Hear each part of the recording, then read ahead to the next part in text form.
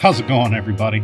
So, I know I do a lot of Pokemon, but I've been gaming with this mouse for a long time, this Logitech G602, and my main button here, the trigger button, and it's the button, it's the micro switch. So I'm gonna replace it. I got the tools and stuff. It's not too tiny. It's not surface mount or anything. I ordered some new switches. If you're going to do something like this, you want to make sure you go online and find the appropriate switches. I took the number right off the side. So, take apart your current device. And again, this mouse, it's kind of expensive buying them on the resale market. They're still close to $100. I bought a used one just for parts for like $30, and that's kind of expensive for a used thing. So yeah, I got these switches. They're made by Omro. I just got this number off it and got switches, the exact replacement. So what we're going to do, we're going to use a desoldering iron, which is a Nesty ZD915. Go ahead and I'm going to power that on. Get that one done. What that's going to do, it's a built-in vacuum pump. I don't have a good way to show this device now. Maybe here, I'll pop up on the screen right now. That'll be a description or whatever, the Amazon link, because most of the stuff I did get on Amazon, they're pretty good about it. And then the soldering iron I'm using is a Heiko. It's actually pretty popular, and this I can show you. We can just bring this into the camera here. But it is the Heiko that everybody recommends, the FX888D. This is a really good solder. Go ahead and power that guy on too, because we're going to need to put some solder on to kind of wet it up so we can suck it out of there. Because right now there's not a lot of solder. It's like an efficient amount of solder. So once we have the two switches removed, then we're going to go ahead and put the two new switches in place. I'll try to make sure everything's focused. I think it's going to be in this kind of area I'm working. I don't have helping hands or anything, so we're going to do it the old-fashioned way and just hold it up and do the thing. It should work. It's a good stable surface here. We're decent in focus. It doesn't necessarily autofocus that well, but we've got a good fixed point which we're focusing, which normally I use for the cards, and there's a focus point up here, but this should work. All right. So we're just waiting. It's at about 680 degrees. Just going to check in here, make sure nothing's gumming up the works from last time. I try to make sure when I'm done with it that I run a bit of solder and, clean the filter bits and all that. But as long as you hear it doing the suckling, then it's pretty good. Means it's warming up and there's a pathway for the air to move. And that's basically, it's a vacuum cleaner with a filter that catches chunks of solder. So when I work with solder, I like to break a piece off and use it. I'm using it's Kester. Let's see, what's it? The SN63PB37. It's some silver. I think it's 64. That's the percentage there. That's what I'm using. It's right there. You can look it up. I was at a micro center. They had this giant thing of solder. With everything that I do, I needed it. So I usually take my solder and I'll bend it so that I get a nice straight piece to work with. I try to keep it out of my mouth, but occasionally I will put a piece of solder in my mouth while I'm doing some two-handed soldering stuff. So here, I'll just hit it with a little bit of solder, make sure it's taking it in. Seems to be taking it in pretty well. Make sure it gets some back through there. Okay, I hear a pretty good flow. I think we're ready. So we're at 750 degrees on the Heiko. I wonder if I can put that kind of, we don't need that in frame. So we'll put this kind of, that doesn't really need to be in frame. So important part is making sure your tip is clean. So boop, boop, make sure we're nice and clean. Put some solder on my tip. Insert the left track. And then we'll go to these switches. This is the The main switch here is on this side, I believe. It's going to be this one. And so we're just going to solder it up. And we're going to make the solder, we want the existing solder to kind of mesh with the solder we're using so they pool together. And sometimes they're different heats or, you know, different percentages. So that's why you got to sop it up with some solder. Get a nice ball on there for this solder sucking machine, or the vacuum desolderer. So I put a couple of little fat beads on there, and then I'm going to use the vacuum desolderer to suck it off there. And hopefully the switch will pretty much fall right out. So kind of doing it upwards so the gravity will do some of the work, and hopefully gravity will pull this out. So sorry if I'm not looking at you the whole time. It's just getting used to doing this kind of process. So I put it on there, I let it pool up, and then I give it the suction. Looks pretty good. We want it to pool around all that and then suck it up. There we go. Pool around it, suck it up. So looks pretty clean. A little back and forth wiggle. Now hopefully it'll come out, but it's 3-legged, so we may have to kind of heat it. Nope, there we go. Boom, right out. So there it is. There's our bad switch, the Omaro. The direction of the switch is marked on the circuit board for us, which is very nice of them to mark that out. I got this one cable. It's kind of a weird spot. I'm gonna move it. Just having the stuff plugged in and, you know, throwing the cameras together.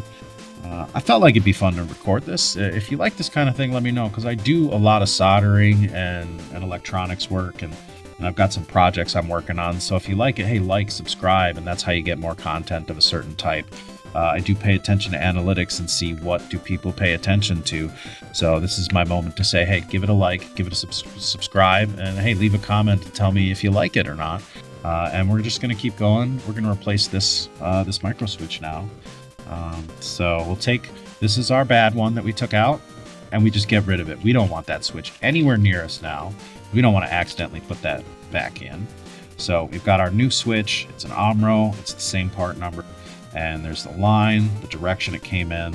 On the switch, so there's that line. See on the switch right there. No, okay, never mind. So anyway, we're going to put this switch in based on the line and the direction that it says the switch should be. So it just popped right in there. Nice and slid right in there. So what I'm going to do now is, it looks like I'll need a little bit of something underneath there to hold it up while I solder it. So I'm going to take a couple of these coins here and just put them on the underside, and that'll hold it. So now I got my iron. Okay, cleaning the iron. We'll put this in the center here. And then soldering, we're going to put our iron to the thing. Usually at an angle, I like. A little bit of an angle. And then feed the solder in. Heat it up. Watch it pool. The next one. Heat it up. See, we're trying to heat the little metal ring as well as the post on the part we're replacing. So the two of them both attract the solder. Because solder is attracted to the heat. So when we put heat on stuff, that's where it goes. That's why it goes to the iron, and that's why it goes to the parts if we heat the parts up. And that's why we have to touch the iron to the things and then the solder to the things we're soldering. So we got that switch in there. We'll take a look. It looks pretty good. Here, this might focus. Looks pretty good to me. I could suck a little solder off, but there's nothing there that's going to be a big issue to have just a slightly more bald bit on that solder joint. So it looks pretty good, solid solder. So because I had to open the mouse up, and I used, I played with it for a long time, I'm gonna replace the second switch. That's a pretty smart thing to do if you already got it open.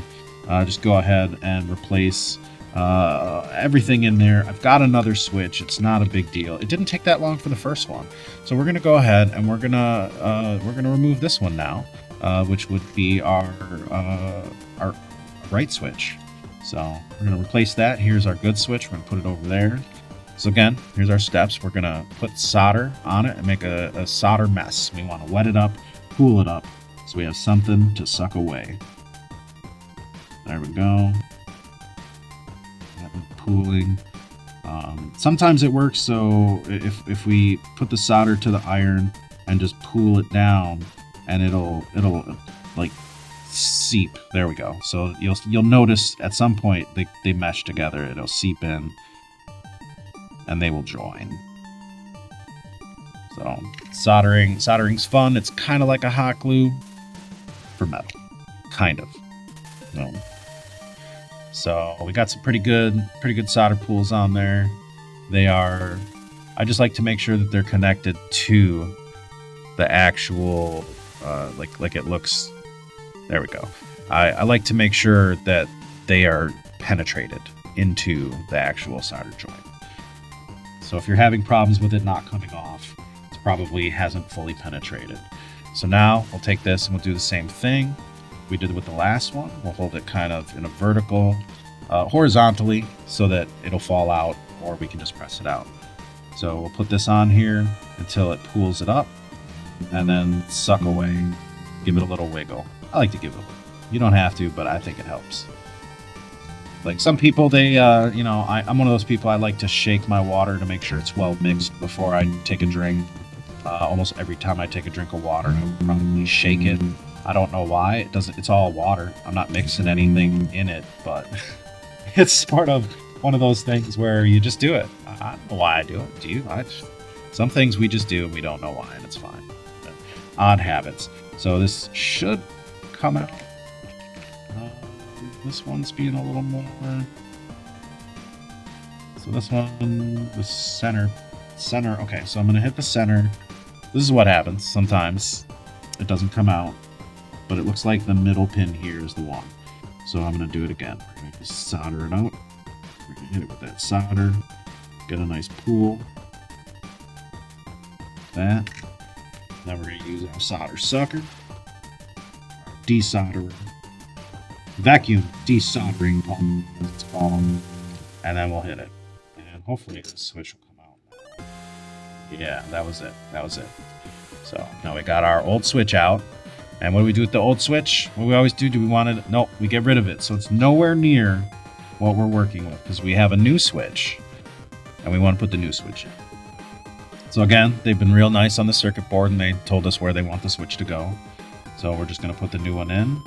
And the same thing, I'm going to put something underneath it so that it holds it up into the circuit board level. It's like I'll have to prop the back up a little bit. And if you have helping hands, yeah, I'm sure it could be a little easier. I don't have helping hands right now, so we're going to do the old prop it up on things method. And I hope that's okay with y'all, propping it up. It's been working for generations upon generations. So this,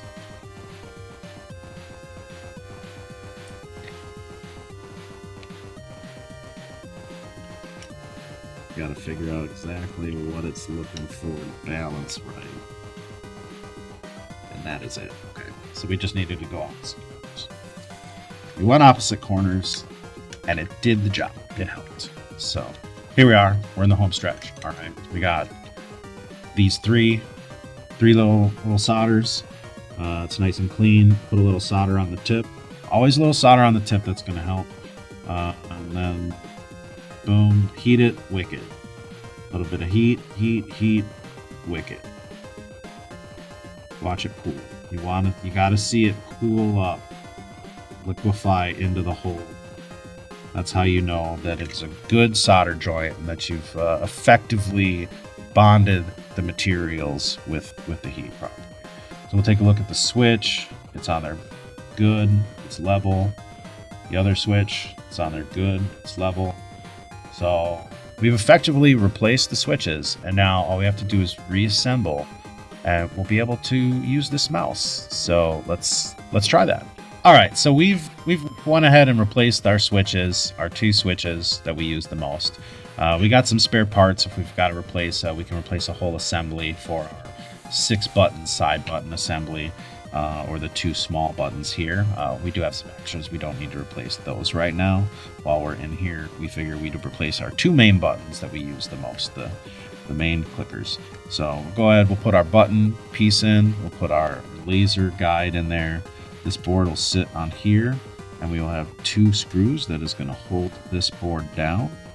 And then our battery compartment has 3 screws that will go on top of that. So battery compartment will go on top. If you don't take the battery compartment off, it is very difficult, and I'm going to say very difficult to take it apart. So take that off for sure. For our screwdriver, we're going to be using the Linus Tech Tips in the Linus Black and Orange. I've been using this since I got it. I believe it was last year. Around now, I was wave 5, I believe. But because I got the black shaft, it took longer to get this one. So it took a little bit longer, but I did get my Linus screwdriver, and it does work pretty good. The turn radius, friction ratio is really nice, and the grip feels good. I mean, they kind of, he did steal Mega Pro, and he was open about it, but he believes he improved upon the design, and I do like the smaller bits for this kind of electronic stuff. My Mega Pro, mainly I use the security bit Mega Pro, and it works really well for all of the security type stuff, but it's not great for tiny computer things. And again, the amount of pressure for ratchet, if you can hear that, I'm a fan. He did good. He wanted something that more fit what he did, and he built a tool for the job he was doing, and that's pretty impressive. Anybody that does those kind of things, it's fairly impressive. So the next step, we're going to get the screws to put in here, and we're going to screw down this circuit board. All right, so we got 2 screws that are going to hold this circuit board down. One of them is going to go in the top corner here in a little screw hole detent, and then the other one goes on the other side forward. So there's 2, and they're diagonal from each other. So there's the one in this top. And then here's the other one. Just in case you were trying to take apart your Logitech mouse and don't know how to take apart your G602, you can always take this video and watch it backwards. And that'll show you how to take apart this. So we're just going to tighten this stuff down so that it is secure.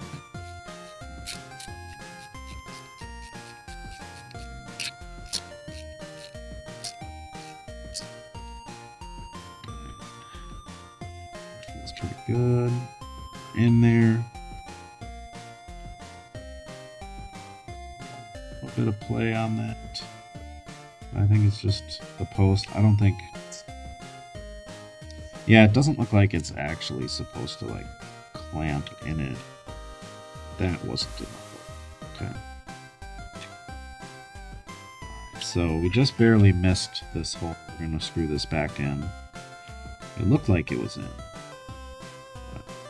So the terminals that the screw go in on this are actually, they fit inside the circuit board. So it doesn't actually go through the hole.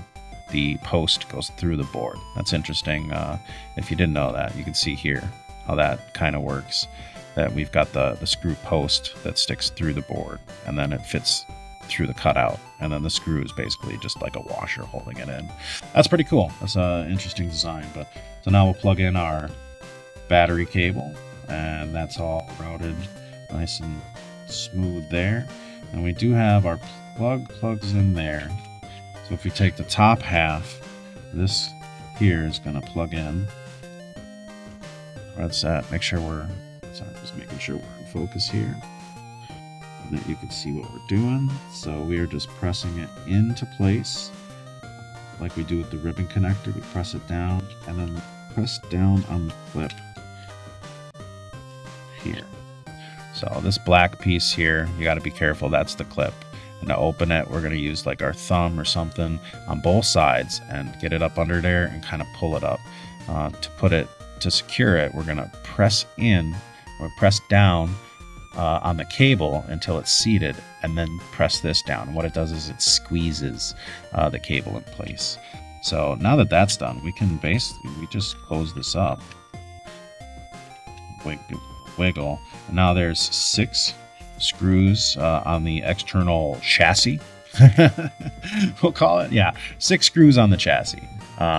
We got these 6 screws we'll put in, and then the part of trying to get the sticky things to re-stick and stay stuck.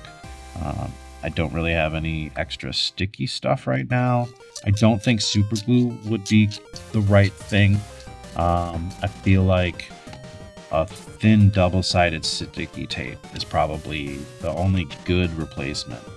But we're almost there. Our LTT screwdriver doing the hard work, getting the ratcheting done, so we don't have to spin the screwdriver as many times, letting go. So you can spin it without letting go.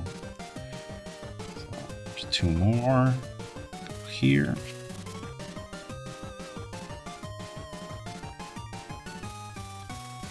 That's why I like putting the screw on the screwdriver and then feeding that in.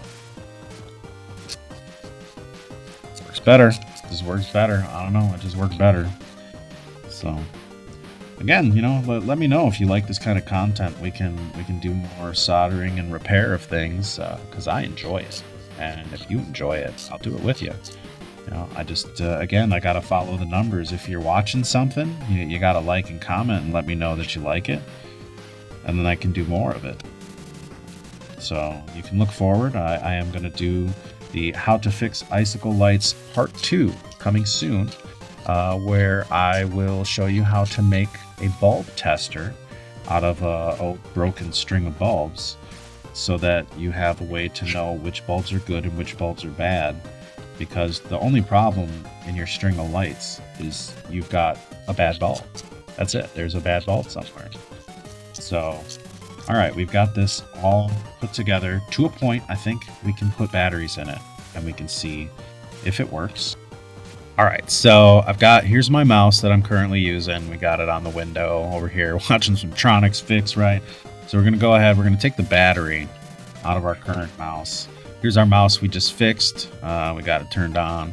I haven't put any of the sticky things on. We'll do that last. I just want to make sure it works first.